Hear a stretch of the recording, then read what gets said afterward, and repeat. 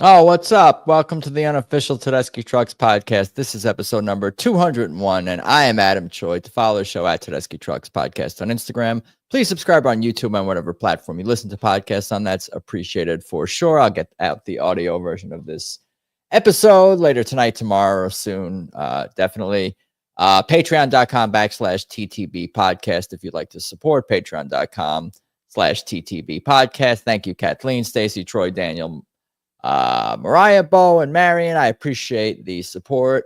Weedside and Woodside, if you would like to check out a dispensary in the New York City area, definitely check out Weedside and Woodside. Supporter of the show here, of course, Randy's spot, Weedside, Woodside. Check out all the other links in the episode description for other supporters of the show and everything related to the show. We recapped Red Rocks. Those were amazing shows. There was another one last night, August 5th, Bonner, Montana, at the Kettle House Amphitheater. We got Mariah and Christopher coming from the bed and breakfast, I think in Montana, but we're about to find out exactly where they are. Let's get into it. Evening, Suzanne. How we doing? Hi, Adam. How We're are comfy. I like this. I like this. TTB. We're in the Mount Bachelor room in Bend. Oh yeah, going to the next show. Yep. Which is, let's see, I can't. I'm trying to keep up with the band here. That's Hayden Homes Amphitheater tomorrow and the next 2 day. nights. I don't know. 2 nights. So yeah, 7th, 8th, 9th, and then they got a couple of days off, and then Berkeley. So 10th and 11th, I gotta recap those 3. You going to the Gorge also? Gorge Amphitheater, Washington? We're skipping the Gorge. It seems silly because it's kind of on our way home, but the Gorge is a big commitment. Housing, or where you're gonna sleep, if you're gonna camp, or it's kind of a big commitment. So we decided to pass. Are you gonna regret that? Because it's a little bit. I mean, I did think about it, like first time at the Gorge, but it's a co-bill, which Bend is a co-bill with Whiskey Myers both nights. So I think we're just gonna pass, go home. Yeah, you got an evening with last night, TTB. Yeah. Right. That's pretty stellar. Stellar stuff. I think it was a big draw for a lot of people. We saw a lot of people that we had seen in Portland and Seattle, and a lot of people made the trip just because of the 2 sets. So. Oh yeah. Have you been to that venue before, Kettle House Amphitheater? Oh yeah. Yeah. This is the 3rd time TTB's played there. We've been to all 3. And I'll do a little claim to fame. It's the 3rd time I've been first in the pit on the floor. Nice. Yeah. This is it right here, right? This spot. Well, it's hard to see on my tiny phone. Yeah, I can't really. Oh yeah, that's it. Yeah. Yeah. Yeah. I think this is a drawing. No, maybe not. Oh yeah. Yeah, they have these computer animated looking things of it, but it looks like that. Just not as blocky. There you go. Yeah, that's from the wall. Yeah, that's beautiful. Wow. It's gorgeous. It's 4,000-ish people, maybe a little more, maybe a little less, depending. It was sold out, so it was packed. But it's just right in this Hellgate Canyon. It's right along the Blackfoot River. The Kettle House is a brewery, so there's a brewery attached. You can see, bighorn sheep up in the mountains. We didn't see any yesterday, but it's a pretty incredible spot, and it seems like most bands really enjoy playing there because it's gorgeous and intimate, and it's, and I had said this to a couple of people, it's really not on the way to anywhere. So I think everyone really appreciates it because it's a trek, it's 8 hours from Portland or 8 hours from Seattle, 9 from Bend. Who are they bringing in? Just, I guess, those audiences that you're describing. What is this even near? There's a lot of different people that play there. Yeah, where's the crowd coming from? I guess all those cities that you named, essentially, even though far away. A lot of locals. Yeah, mostly Missoula and the surrounding area around Missoula. I mean, so the way it is in just Montana in general is, if you know, there's not that many amphitheaters in the state, so a lot of people travel pretty far to go see music, like in Missoula or Bozeman, places that have the amenities. So there'll be probably a lot of people from maybe a 150-mile radius around that come in for a lot of different shows. There's a lot of Idaho people we talk to. It's a pretty. I mean, they opened in 2017. TTB played there the first year. We were so excited, but we've heard many bands say it's like, you know, in their top 5 venues in the country. I mean, I don't want everyone to come, but everyone should come. It's too hard to get to. I think you guys are. I think you guys are safe. No, but I see how beautiful it is. I'm sure that's why it's a destination for people. Part of it. Yeah. And then the size is just nice. I mean, coming from Red Rocks, which of course is also amazing. But you know, it's pretty small. 4,000 people is pretty small. Mm-hmm. Yeah, in between Spokane and Bozeman, kind of. I see. Yeah. Looking at a map here.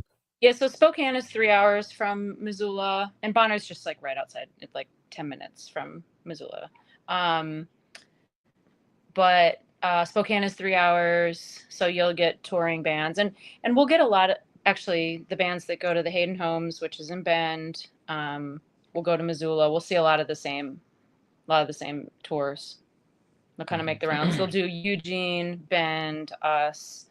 I think they're on the, they're on the same circuit, the same whatever they book through. The Kettle House is involved in that, so they get a lot of pretty decent names that come through. Yeah, we see a lot of music bands there. What was the vibe compared to Red Rocks in terms of like the audience? Because you're saying that there's locals and there's people coming from different states in the Pacific Northwest. Did it feel like the same sort of maybe family affair and destination show in the same way that that Red Rocks kind of felt in that way? Or was it like, did it feel like a different crowd? Well, Missoula can get pretty rowdy. It's a college town and people party a lot. And so I would say it's a pretty active crowd, an engaging crowd that gets into it. A lot of screaming and roaring in between songs.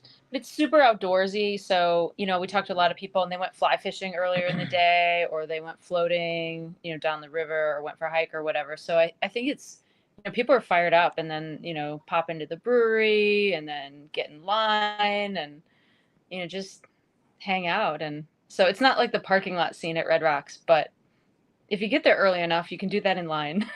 Do you have a preferred TTB even venue or destination, or do you like seeing these amphitheater shows, the Red Rock shows in nature?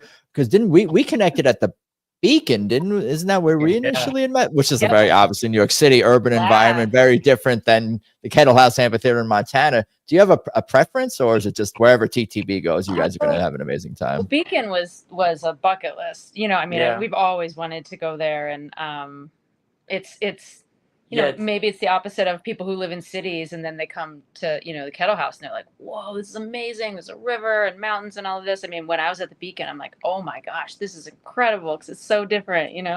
I would say I like both. For me, probably Red Rocks is a really killer experience. It's just, the place is just so wild to just look at, and it's almost guaranteed that you're going to have a really good show. I feel like TTB really responds well in Red Rocks. Like it brings something out of them. So Red Rocks is probably definitely a favorite place. And then actually, I do like the theaters. But of all those, I think going to the Beacon has been my favorite, not just because of the Beacon, but it's in New York. And how do you go wrong with that? I mean, there's so much you can go to the show in the day at night, and then the next day there's like world-class everything. So it's an experience more than just TTB and the Beacon. It's a whole experience, especially if you're living in Montana. You know, it's like the opposite end of the world, kind of. What about you, Adam? What do you like?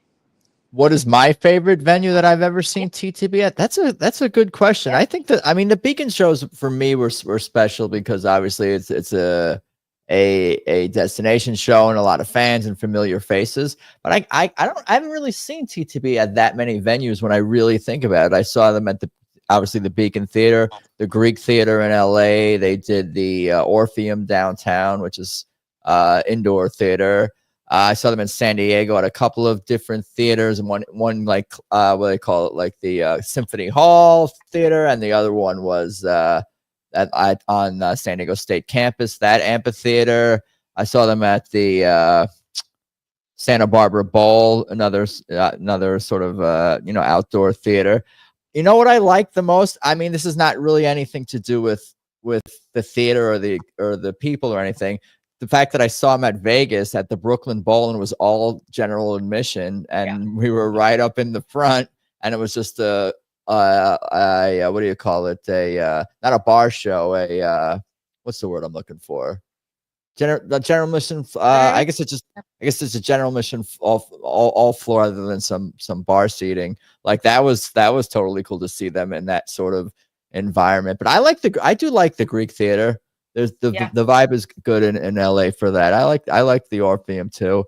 I don't know what my favorite is. I mean, the Beacon is just amazing because it's a special experience. Like you almost feel like I'm going home there in a different way than I felt even in my home, where I live in LA. But going to the Beacon, especially that night too. If you go there the first night or the second night that one goes there, it's like, I don't know, you know where everything is. You're refreshed. You feel like you're home. But I don't know. That's a tough question. I have to think about it. I think I mentioned all the places that I've seen.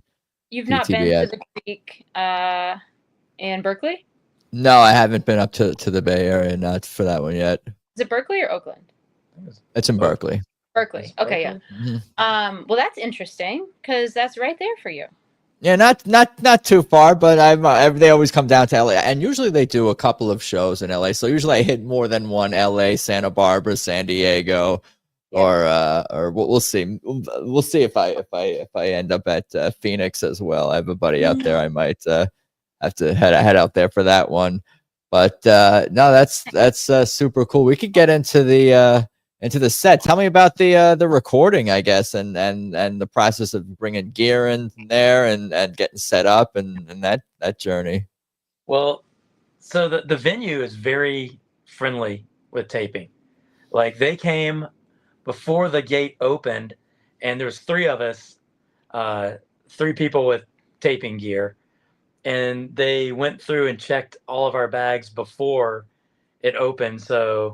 And put a little tag on it to indicate that it's clear, so that we didn't have to. It didn't hold us up. Didn't hold up the line. Yeah. Nobody else has really ever done that before with us, and they're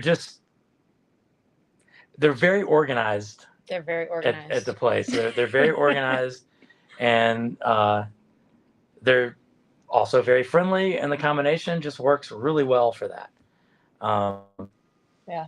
So everything went very smoothly that way. And then well, we split up, I'll say. Usually we tag team taping or but we split up this show because I needed to be down in the pit because it's GA. So Christopher ran the rig and the seats, just a nice spot. And I went down to the floor. So. Yeah. So she was right in front of the center of the stage, pretty much as far in the front as you can possibly get.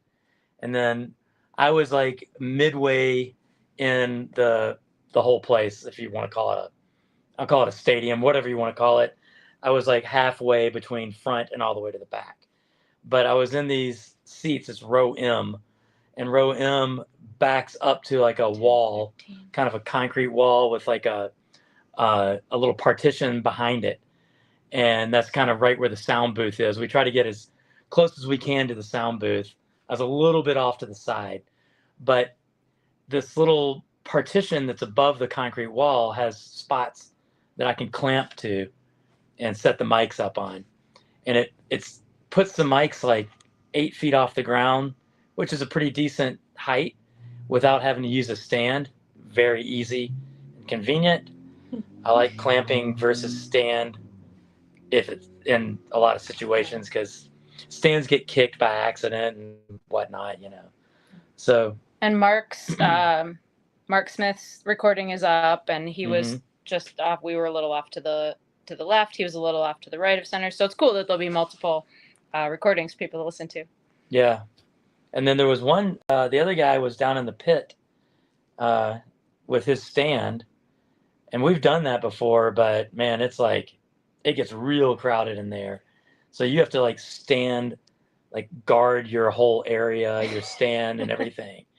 And that's not really my cup of tea, because it's a lot of work. It's a lot of work. It's a whole lot of work. Yeah. It's a lot easier to put a clamp up and then set up your system and kind of forget about it. Yeah. What's the biggest lesson or thing that you've learned so far in your taper and your taping journey? Is there a mistake or something that, I don't know, just something that you learned or realized? Bring more stuff than you think you need to bring. Like different types of clamps, different types of ways to mount it, because like, yeah, you might get there and it's not what you wanted to happen. And we've experienced that. And you make it happen, but it's just not optimal, you know. You stress out for a second, and you're like, "Oh no, we're gonna do it." Yeah. This is from the pit. Yep, I took those. Yeah, because he was smiling. They're all smiling. Yeah, and this is a pic from like that you may not have gotten like last year, since like they rearranged the whole stage and where everyone's standing. This exact picture with them sort of both facing the audience with Brandon to the left. Like that's cool to see. It was really cool. Yeah, it was really cool. Got a lot of great shots just because of where we were. He really interacts with him more, with Brandon more than he used to. Like they stand being on that side like face to face sometimes and just look at each other and play. It's cool, you know. It's like more, maybe a little more rock and roll, if you will. Yeah, no, it's good to say. I think it's important for the bass player and the lead guitar player and the guitar player to be on the same page, and it's cool to see them interact. This was It Ain't Fair, obviously, from last night. It was, you know, every time with the it was, the lighting was cool, because the sleeves came up and it just presented itself as some really nice shots. And we've seen It Ain't Fair 4 times now, and we were just walking back. We walked off and got some food, picked it up. As we were walking back, we were just kind of talking about how many times we've seen this or that or the other, and which one's the best. And we decided that this was the best It Ain't Fair that we've seen of the 4. I mean, she's unbelievable. I mean, she's always on, you know. I know we all say that. It was the best one, and the latest is the best. The latest is the best. We'll see what happens tomorrow, you know. But I do think, I'm biased, and you know, I don't know, but I do think, I mean, that general, and maybe you feel this way about the general show you went to, but I mean, there's some different energy there. Like everyone's standing, everyone's dancing, people are just really excited, and you know, everyone's right there. You're very close. I don't know. I feel like there was some just big energy, you know. Yeah, the place went nuts after she did that. Yeah, and they've never played that there. Yeah. So I think that's part of it. Yeah, I think that's part of it. I appreciate you sharing that they never played it there, and we know that they take into consideration what they've played at venues and cities and places the year before when they craft set lists. So the audience never maybe even hearing it live. And having probably very happy to. And they haven't played. I mean, even just since their break, they did. I don't think they played this in Tulsa. They didn't play this in Red Rocks either. So this is the first time they're getting back into the It Ain't Fair since they've jumped back on the road late July, early August. And I think there's something special to that too, where we haven't played this song live in a while. So it's like, it's like riding a bike for them, but there's something special about it, I think. Diving back into a song and bringing it back on the road even after a short. Well, that's something that maybe I'm more sensitive to, and you guys and all the hardcore fans are. But it's like, we haven't heard a new It Ain't Fair in 7 weeks or 8 weeks, so it's like very fresh to the crowd and to the band too. And the crowd, I'm sure, feels that. These lights and the screens are just like perfect. Like even just in still frames, they look good. I think even more than really maybe any other backdrop that we've seen. And I've appreciated the different backdrops and themes and graphics and fog machines and lights and we've all the fans, we as the fans have given some feedback and even constructive criticism about some of these stage elements over the years. But like I don't recall anything being as like this high production value and seamless with the performance in a way. It's like it's big. There's a lot happening and a lot going on, but it doesn't take away from anything. It just adds. And we talk about the same things every week, obviously, but I spoke with a lot of people, and this was their first show, and I think to have Alecia just step up and do her thing, and it builds and all her dynamics, and it's just, I think it was probably blew people away. And then they did play Soul Sweet Song, and I talked to a lot of people. Again, who had seen it. I had heard that song many times, but they hadn't seen it with the screens.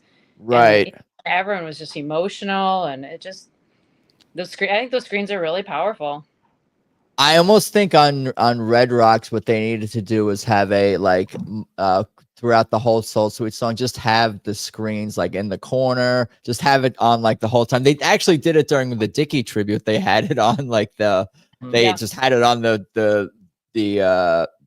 those who had passed on the screen, like on those monitors the whole time. I think maybe that's a happy medium, because like you really do want to see and not miss any of the tributes as well. And you could see Susan and some of the band even still you probably caught it during this show, looking back up at the screen as the crowd roars. You can hear the crowd come through on your recordings, which I appreciate as well, because you want it to feel like it's a live show. Same thing when I'm watching sports. I don't like it when I'm listening to a live sporting event, baseball, football, and it's like I'm like, I can't hear the crowd. All you hear is like broadcaster and like mostly just quiet or ambient or whatever. You want to hear the crowd. That's part of it. And that shined through on the recordings too, hearing the crowd get into it. Yeah. I'm not crying, you're crying during the tributes. Pretty much. Pretty much. It's good. The screens have more effect, I feel like, at this venue, because it's such a smaller stage. Yeah. And so the screens kind of took up more area, and you're not so far away. Like I was in row 16 in Red Rocks, and I don't know what the equivalent row where I was last 13. night.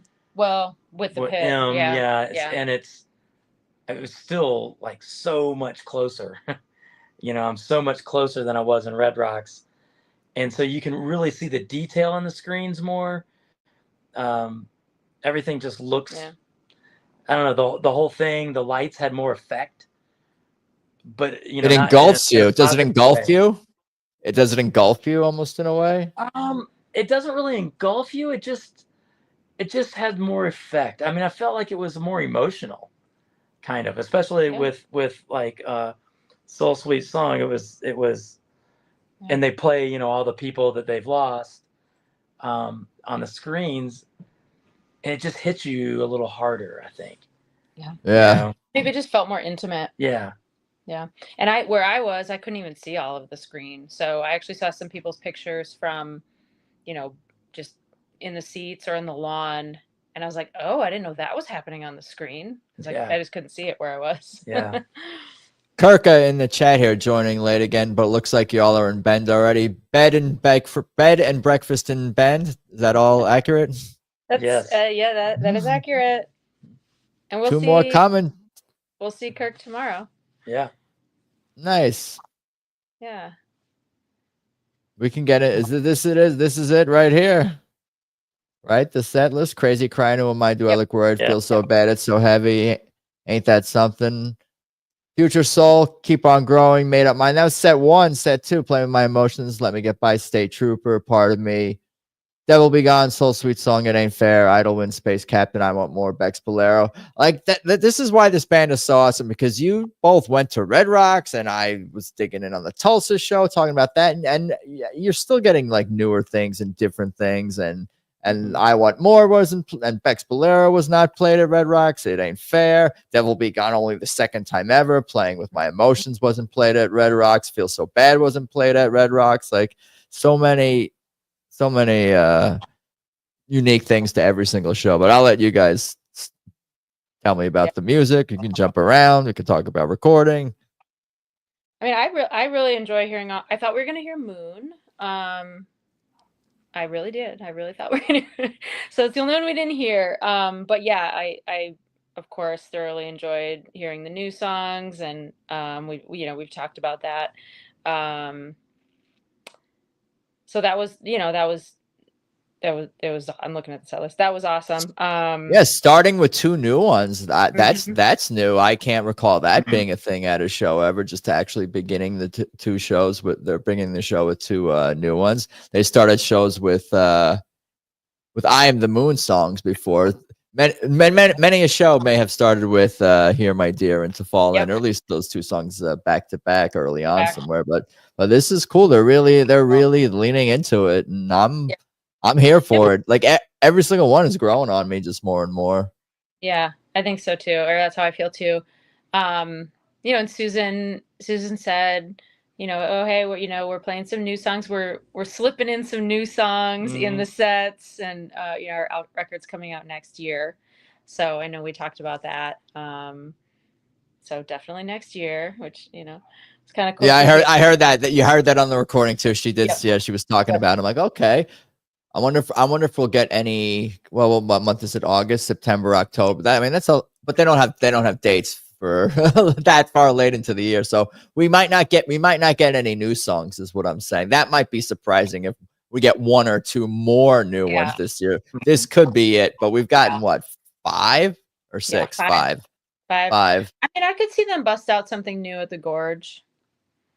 It's pretty, that's that like epic. What's better, the Gorge or Red Rocks? Everyone does. What's the over under on new Tedeschi Truck songs being debuted live this year? I guess it's 1. Because it could be, if you're gonna bet, like 2 is a lot to ask. It's possible. And 0 seems like we're getting at least 1 more. I would think so. It's pretty early. There's a lot of shows left. 1.5 is the over under. Then I think is how it works. Yep. We'll discuss this at the end of the year. What were your favorite moments? Well, I mean, when Devil Be Gone, I don't know. We could take this conversation a million different directions. Feel So Bad was, Mike, and that falsetto he does at the end is just insane. So that I really enjoyed that. And watching Susan watch Mike when he's singing that falsetto part on State Trooper.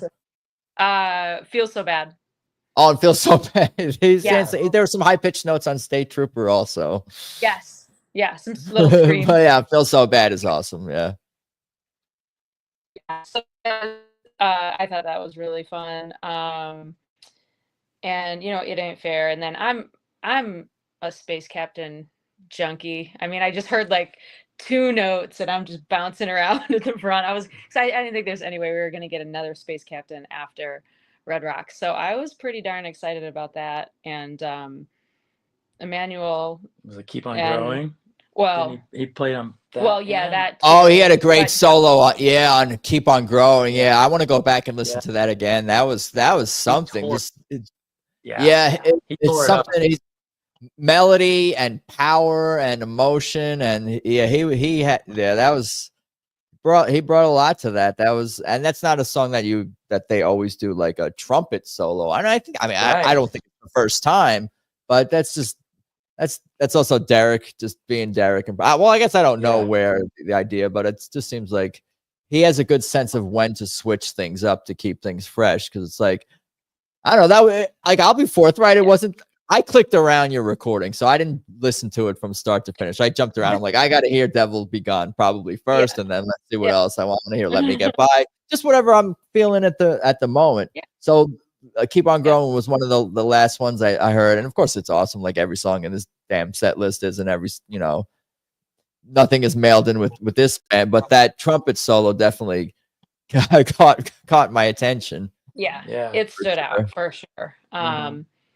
It was funny when Christopher and I were talking, just talking about "Keep On Growing," and he said, "Well, we're at a lower elevation in Missoula, so I wonder if it was like, physically is like you can play the trumpet better, or it's just not as hard. And it's got to be so hard to play at Red Rocks at high elevation." Is it a mile high? Yeah, it's right by Denver. It must be close. It's higher than elevation than Denver. Yeah, I think it's just slightly over 6,000 feet at Red Rock. Damn. You go up quite a bit.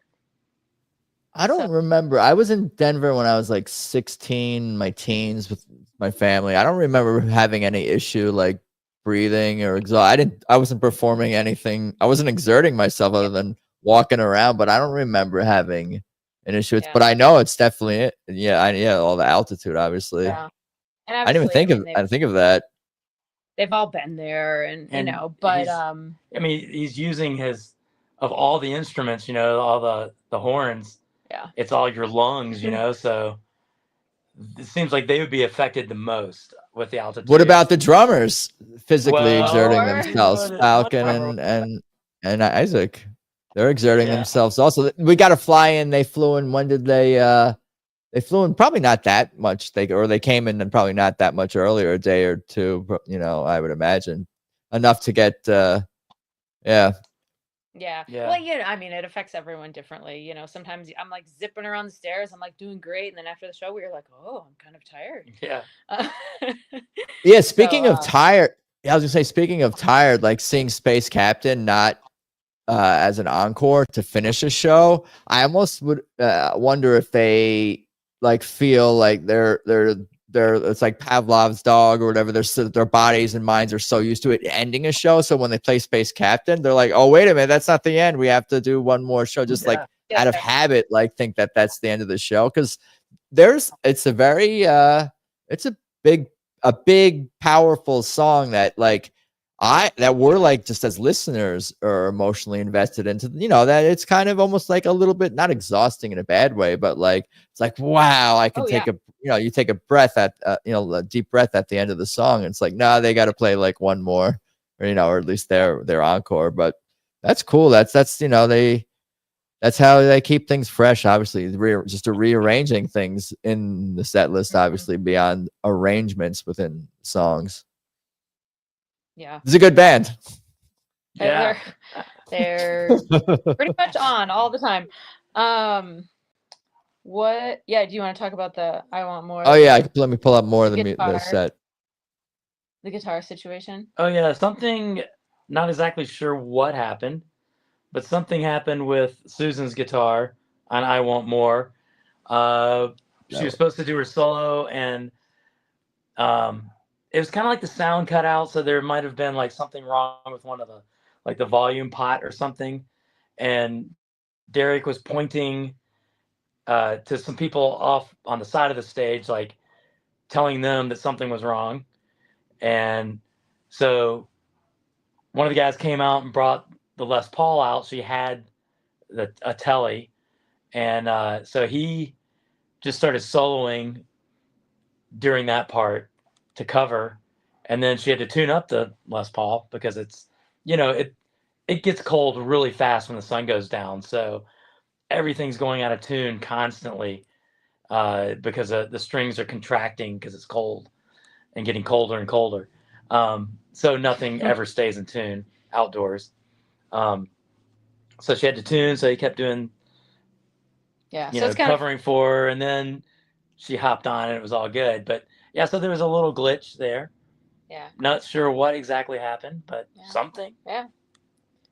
Something.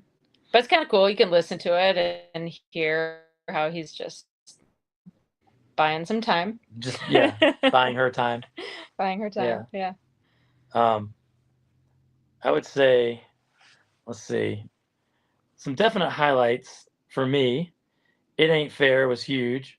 And also, what was it? That was, let's see, Idle Wind. So they played Idle Wind on Saturday at Red Rocks. And I thought it was a really good version of it. And then they played it at the Kettle House, and I felt like it was better at the Kettle House. And it was particularly Derek's solo, just, I don't know. It's hard to pinpoint exactly, but man, he was on. Yeah. Big highlight for me was those two, for sure. So those songs really take you to another place, like the Idle Winds and the Passaquans, just like where Derek takes them with his guitar and his lead guitar and his mind and his musical mind, like to the point where the song is over. It's like, what just happened? Where did that time go? Where did my mind just go? Did my life just flash before my eyes? Because you're on this like sort of journey with him, and there's a lot of emotions, and you're feeling emotions that you can't even really explain. That's the whole point of music in the first place. But just songs like this, they're not meandering. You're on a journey. There is a narrative. There is a method to the madness. He takes you in the weeds and in the woods, and then he takes you back to the path that maybe you started at, be it the main riff or whatever the musical element may be. But those songs hit in a different way. Those, like the Idle Winds and the Passaquans, it's like, what just happened in the last 13 minutes? Yeah. What did I just hear? You're still processing it in a way. I think another thing that Mariah and I talked about on our food walk was the set list at Red Rocks on Saturday was better. The songs they put together, but musically, I would say they might have been a little better musically at the Kettle House. Maybe they were more relaxed. Maybe they were more relaxed because it wasn't being filmed. It's not a nug show. Just that, I don't know. It's just another thing. Totally. It's like we're not being filmed in the same way. It's not live. Right. We're not producing a live event. It's a little bit more of a different energy. I would guess. They also had a day off. Yep, they had a day off before. To do whatever they wanted to do, like a day of nothing. So they were rested. They had, they were rested up, and I think that like if you're doing something and you put it away for a day and you come back, it's like you kind of feel like you're better than ever at it. Yeah, maybe that was kind of what it is. And I agree with you, Adam. I think the Red Rocks is. It obviously is a huge production. I was chatting because we were in line very early. And so I was chatting with Xavier Skip's son, and he was doing like the VIP merch and had a table set. And we were chatting and he'd said that was his last show. And he said their crew is 40 people, but at Red Rocks it's 60. So, I mean, if you need 20 more people to do all of that, and it might be, maybe their crew and the Red Rocks crew, I can't really remember, but I think Red Rocks is a gigantic undertaking. It must be.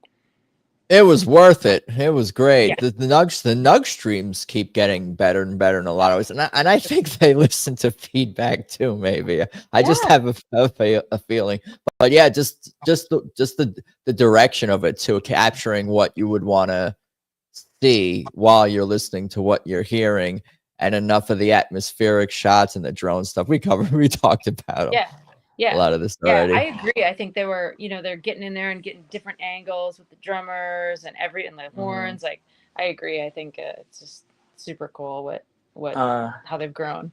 I do like at Red Rocks they just played straight through. no set break. Yeah. I love that. And it's because they had an opener probably. Yeah. And so it cramped how much time they had. But I just love it when the nights when they play straight through, and they'll just get down to like a 3-piece for a minute while other people leave the stage to take a break, but the music never stops. I love that. Yeah, no, that's such a cool album. It's seamless. Sometimes you don't. Yeah, I mean that's almost helpful to be further back sometimes from the stage. You can really see what's going on. It's like watching football from the press box and seeing all 12 interact more than you get all these different perspectives. And I appreciate seeing TT. Obviously, it's great to be close, but to see TTB from all over a venue, from close up to further back to the side, it's all you get all these different perspectives, and it just makes for a richer and deeper experience. They put out that one video or something, I think on Insta. Oh, the POV here. Oh, and that was Xavier. I'm 95% sure I got his name correct. That was him because he was wearing the glasses, the Ray-Ban whatever glasses. Do you know what I'm talking about? Yeah. What are they called?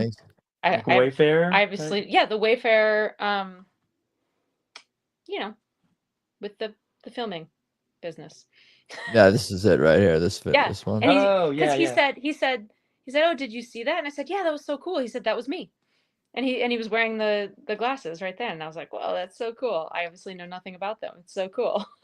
That feeling doesn't get old, that like this enjoyment that the band gets from playing in front of all these people. I don't think that's get old. It's like BB King. I mention this quote every week, how that you get paid for traveling and everything else that goes along with being a pro musician. Not so much the show. The show is the fun part. Mm-hmm. Yeah, that's really cool video. Yeah. What did Kirk say? Hey, Christopher, last time I saw you in Seattle, you had 2 mics coming out of your cap. How are you recording now?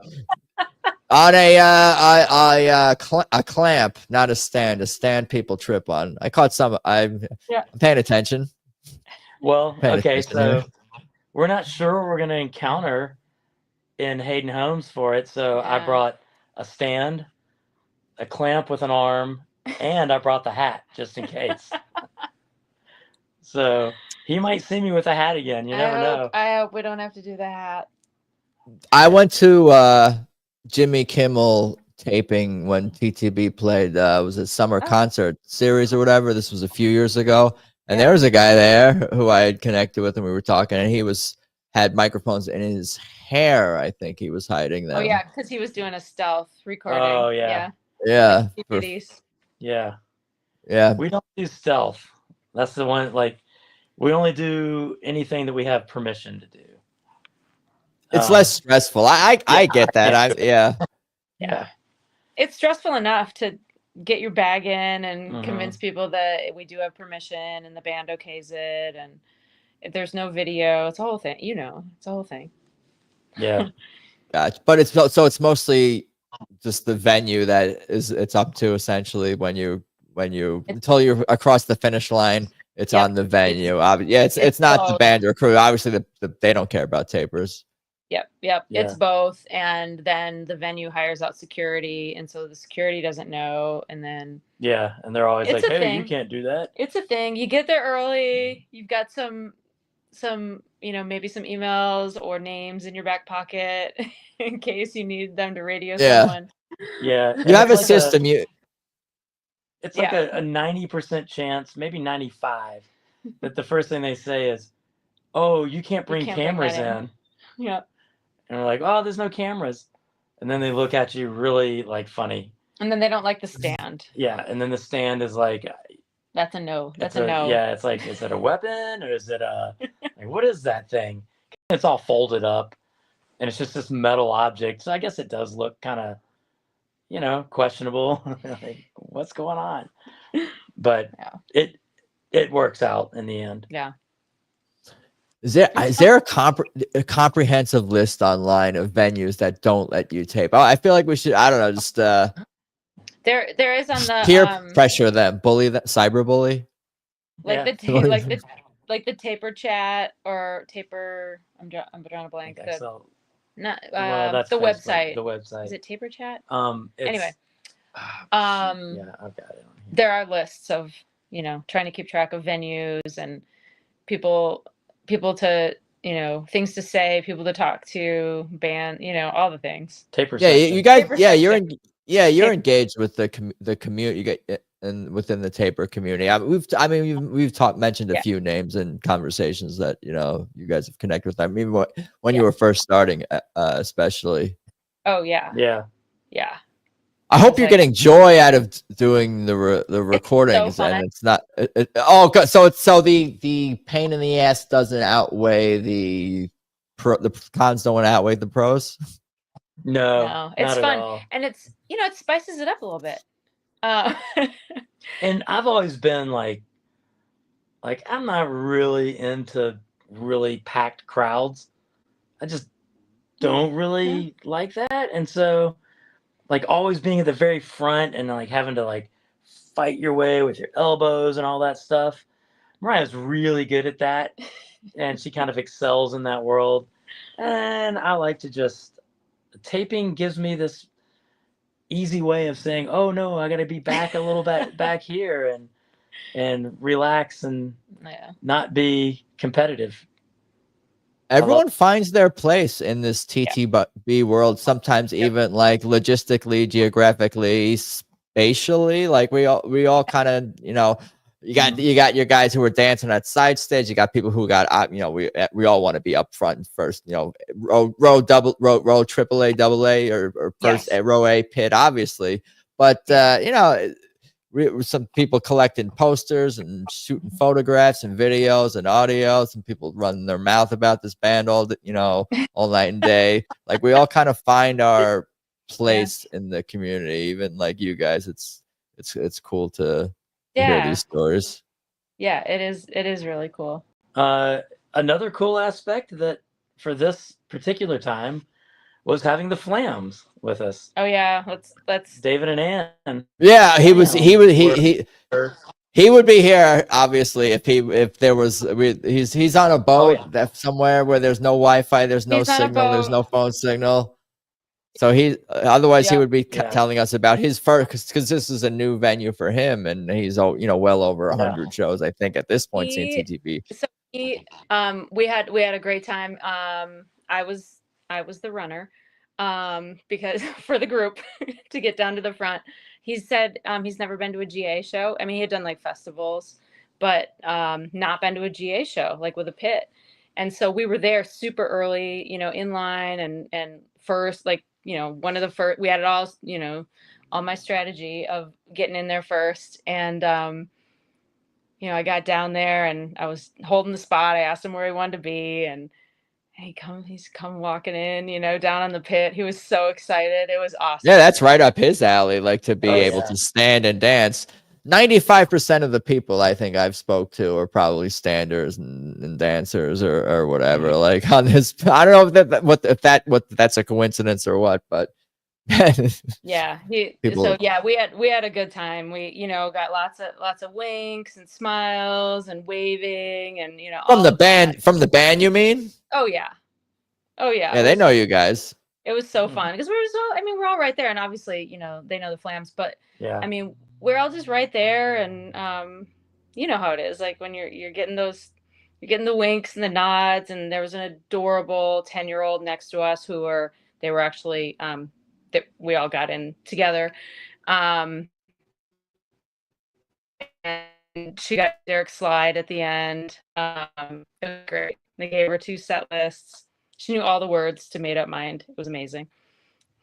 Yeah, that's probably the person holding this. It was a lot of fun. Probably the person holding this. What's up, Michael Drum? Our friend. I mean, speaking of that, it just feels like friends and family. When you're around this band. Those are your hands. Yeah, those are my hands. That was midnight. Driving home, I was like, I should, because I looked online and no one had done anything, and I was like, well, people want to know, because I looked at TT base and there was nothing in there, and I was like, I'm in Montana, there's there's not that many people here. Yeah. So I posted it as we were driving home in the car. Yeah, I mean, it appears every cool. concert is the best one ever. Michael Jerome. Agreed. Yes. What are you saying, Christopher? Yeah, you're talking about, just friends and everything that through TTB and making friends, hanging out with friends that you already had. And like we met the Flams in New York. With you. When we met you. And it's just kind of wild. Like I would never, if we didn't like TTB, we wouldn't know who you are. We wouldn't know the Flams. And yeah, tons of people. Yeah, quite a few other people now that we know pretty well. Or I say really well, but we don't. Yeah. Yeah, and we've talked to some other people about like, yeah, you should come up to Montana, stay in our house, and it's just cool. Like, there's not really anything else I think in my life that puts me in that situation. Like to where I meet people from across the country and end up being friends with them. Yeah.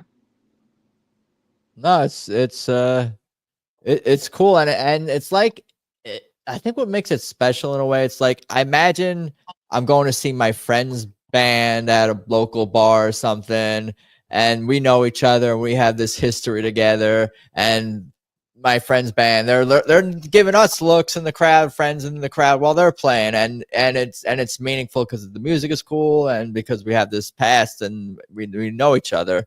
And it's kind of the same way, but with Tedeschi Trucks Band for like so many of us who are, it just seemed like a degree of separation, an acquaintance with the band. We have gone to 20, 40, 60, 100 plus shows, have some kind of acquaintanceships with someone with the crew or what have you. So it's like those looks that you get from Derek and Susan and the rest of the band during a Tedeschi Trucks Band show. It's like, it is sort of an illusion that we're not all close friends or anything like that with the band, and in that regard they can only have that many people in their inner circle, but they really give you an experience that's in like a very intimate experience, and it's something special. I always ask about other fan communities of other bands when I have guests on, and there's nothing that seems to be able to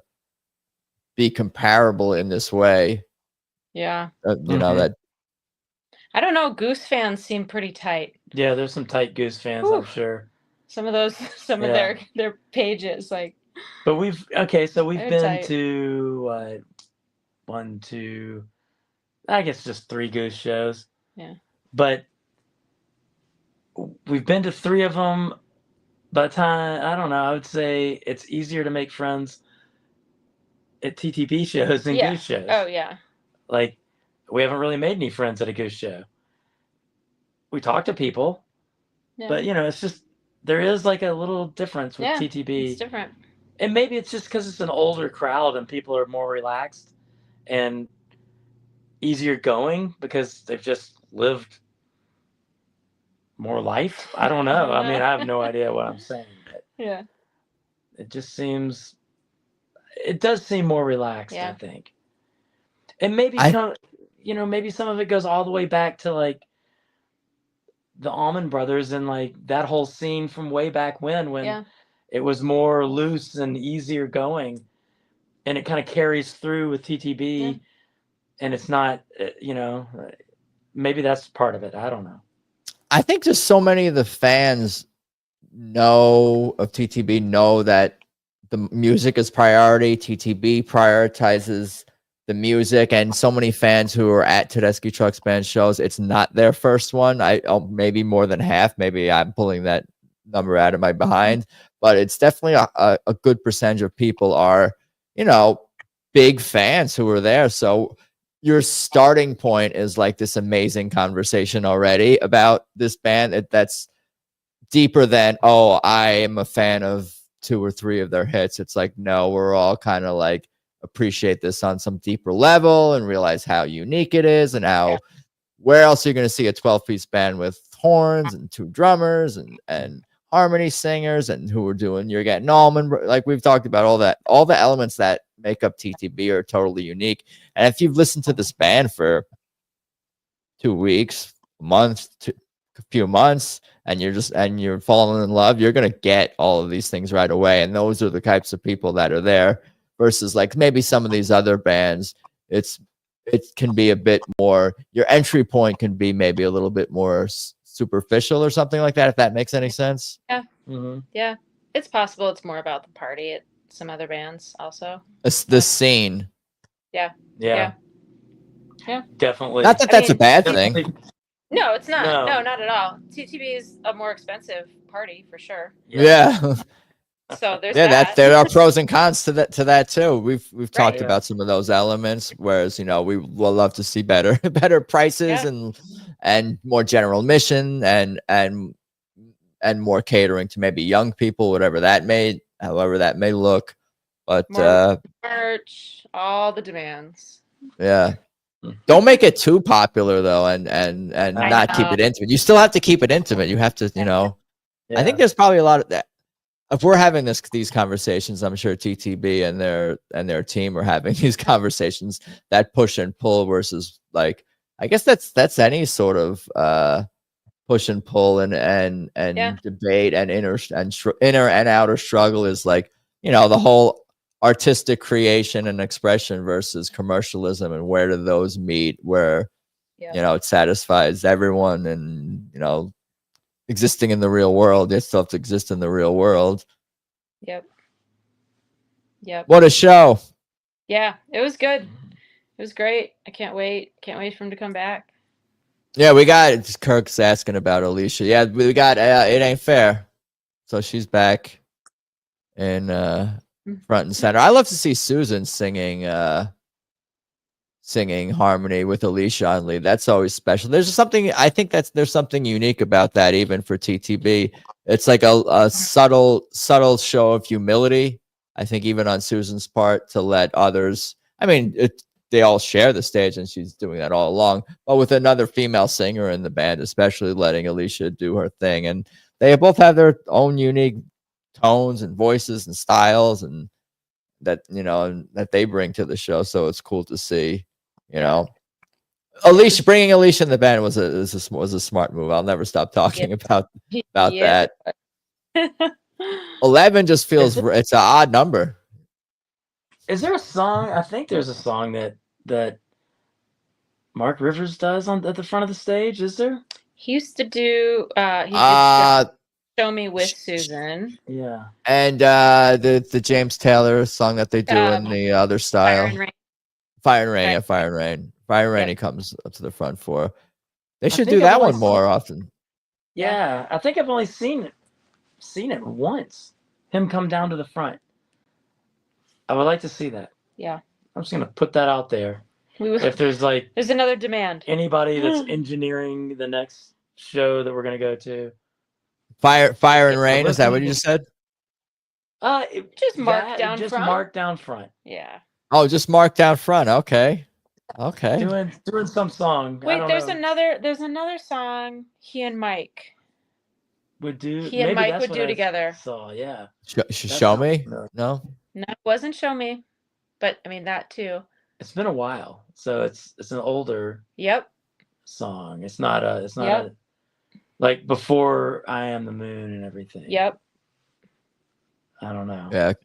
Kirka going to the band show with my oldest brother and his wife, and my niece and nephew, my brother and his wife, saw TTB with my other brother in Wilkes-Barre, I think is how you say that, Pennsylvania, right after the pandemic. Family affair, sweet inspiration. And now we're just requesting songs. That's cool. Sweet Inspiration is awesome. Yeah, no, I love that one. Speaking to Emmanuel, it sounded he threw I think he was the one who threw 150 out there. Yeah. And since Tulsa, how many have we gotten? Somewhere in the 40s, 50s songs. Yeah, because there were some repeats from Red Rocks to Missoula or Kettle House. Yeah. Oh yeah. Well, we'll see. We'll see what happens in band. It's Co-bill, Cool. so I don't know how long they're gonna play. We got to get Moon, Sweet Inspiration. Yep. And what was the other one? Forgot the other one. Moon, Sweet Inspiration. Oh, and Mark down front. We can call that. And then we're hoping for Fire and Gravity. Rain. Yeah. We love throw that Gravity. Gravity we So- haven't had. Yeah, it's been Too many songs. Yeah. They can't even play the songs that they've been playing a lot. Like even in 2025, it's like a lot of these songs have gotten play earlier this year. It's like, oh yeah, that song that they played not too long ago. This is a good problem to have. Tons of items to play. Passaquan, Yeah, no. I thought we were gonna get a Passaquan in Cattle House. Didn't. Yeah, No. I thought so too. I thought for maybe at some point in that set, I thought maybe we were gonna get a Passaquan. Well, I thought Dreams, obviously, for It Ain't Fair. But they've done. I think they've done that before. The Idol win, the tease into Dreams, and then going into to Idol win. That's okay. Yeah, it was great. I'm for more teases and I think they almost have to like do teases because you just can't fit it all in there. Yeah. Yep. Anything else about this set? I know I've taken a lot of your time, not just tonight, but in general. Oh, well, we love chatting. TTB. We wouldn't be here if we didn't want to be. Yep. Oh, and I appreciate it. I'll toot our own horns. I think we're great music fans. Just how we were diving into such great details about like them having the day off and approaching the this show versus the taped video record live stream Red Rock show. I was like, I'm like thinking in my head, oh damn, those are good observations. We're good music fans at the very least. So I appreciate there's that. More oxygen. Yeah, we're diving into the potential altitude. Yeah, there's more oxygen in Montana, exactly. So that's gonna give Emmanuel just a little bit more for his solos. It's this little, these little observations. These are the things. Yeah. No, very cool set. Duelic Word, great stuff all around. It's so heavy. Quintessential TTB, just a well-balanced set with the new and the old and the very new. Something from every album, maybe? No. Revelator? Yeah, I don't know if there was anything from Revelator. Idlewind. No, was Idlewind? No, they were all from Made Up Mind, I think. Yep. Right. Got Revelator. Failed. No, just kidding. Signs? Oh, maybe not. Maybe not. Yeah, they have, like I said, too many. A lot of places they could go. Yeah.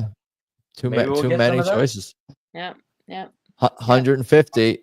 Please don't forget Coffee Day of Service on Friday, September 19th across the country. Everyone has to register as there is limited space, and there's been a lot of registration since Monday. Yeah. Or bring it to your city, maybe, if it's full. I know a lot of you guys are organizers and volunteers. That's Kirk. Thank you for your service. I should just throw that in the chat or in the episode description moving forward. Cool. Good stuff all around, guys. Tomorrow night and the night after, right? Bend, Oregon? Yep. I'll try to find other people to recap. We'll check. We can check in. No pressure. But, and again, I just appreciate the recording because like that helps me especially if I'm unable to find a guest to at least be able to hear the music and pull up some pictures. I do my best regardless, but thank you for the recordings.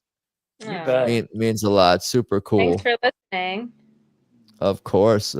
Good stuff all around. All right, I'll let you guys enjoy the rest of your evening and we'll touch base on the weekend, I'm sure. Sounds good. Soon enough. Thanks, Adam. Oh, thanks, guys. Like, subscribe, do all the things, and we'll all talk soon. Later. Bye. Goodbye.